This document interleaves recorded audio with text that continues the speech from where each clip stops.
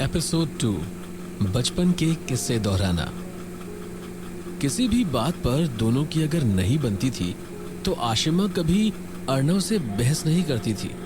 वो सीधे उसे मुक्का मार देती थी। नतीजा कुछ भी हो, पर हमेशा आशिमा को ही भुगतना पड़ता था। और जब वो अर्णव को हरा नहीं पाती थी तो उसे सहना भी पड़ता था।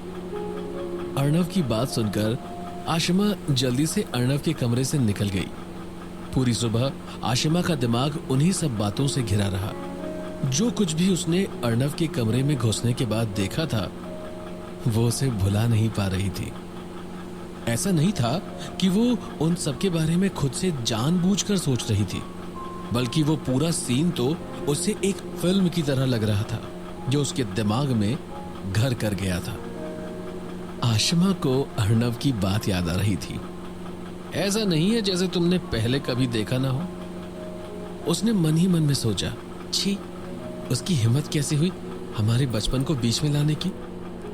उस वक्त वो अनजान थी कि एक लड़का और लड़की में क्या अंतर होता है, और सबसे बड़ी बात ये कि उस वक्त वो एक बच्ची थी।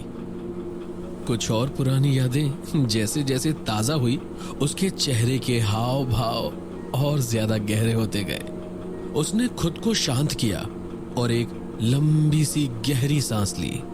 उसने सोचा कि बड़े हो जाने के बाद मैंने अर्णव को इस तरह पहली बार देखा है। इस सीन को देखने के बाद आशिमा पहले की तरह तो बिल्कुल नहीं थी। वो कुछ भी कर रही थी तो किसी भी चीज में उसका ध्यान ही नहीं लग रहा था। लंच का समय होने को आया था, तभी आशिमा का फोन बजा। उसने जैसे ही फोन की स्क्रीन पर नजर डाली तो देखा कि एमडी के ऑफिस का नंबर है। एक बार फिर वो काली यादें उसके दिमाग में ताजा हो गई थी। तभी वो शर्माने लगी। उसने कान पे रिसीवर लगाया और बहुत धीरे से कहा, अर्णव सर।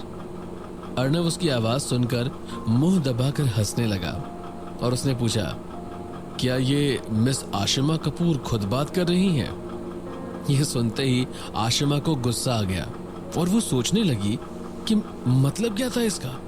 वो कहना क्या चाहता था ये पूछकर कि क्या वो खुद बात कर रही है। वो उसकी आवाज सुनते हुए ही बड़ा हुआ है, फिर वो कैसे उसकी आवाज नहीं पहचान पाया। ये लड़का जानबूझकर ऐसा कर रहा है। आशिमा ने कहा, यस सर। उसकी आवाज अब पहले जैसी हो गई थी। अर्णव ने भी अपने मजाकिया अंदाज में ना बोलकर ऑर्डर देते हुए कहा, अंदर आओ। आशिमा ने कहा, जी, और कॉल एंड कर दी। उसने अपनी आंखें कसकर बंद की और एक गहरी सांस ली। आशिमा ने मन में कहा, इसके बारे में ज्यादा मत सोचो, तुम जल्दी भूल जाओगी। ऑफिस में अंदर घुसने के पहले आशिमा ने दरवाजे पर नॉक किया। अर्णव सर।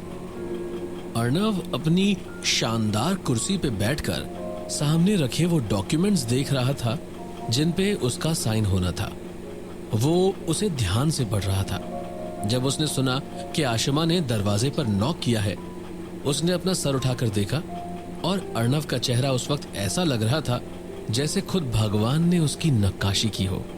उसका रंग रूप बहुत ही ज्यादा अट्रैक्टिव था, खास करके उसकी आंखें जिनमें एक चमक थी और वो किसी भी इंसान को अपनी ओर अट्रैक्ट कर सकती थी। उसकी वाइट कलर की शर्ट उस पर काफी सूट कर रही थी। इसमें उसका चेहरा और ज्यादा गोरा लग रहा था और कांच की खिड़कियों से सूरज की सुनहरी किरणें उसकी चमक को और बढ़ा रही थी। उसके सामने सब कुछ बहुत फीका और सादा सा लग रहा था। जैसे ही आशिमा उसकी तरफ आगे बढ़ी, सुबह वाली घटना उसके दिमाग में फिर दौड़ने लगी और उसका चेहरा फिर से लाल हो गया। उसने अपना सर थोड़ा झुका लिया और उसकी लंबी पलकों से किसी तरह उसका शर्मीलापन भी छुप गया था।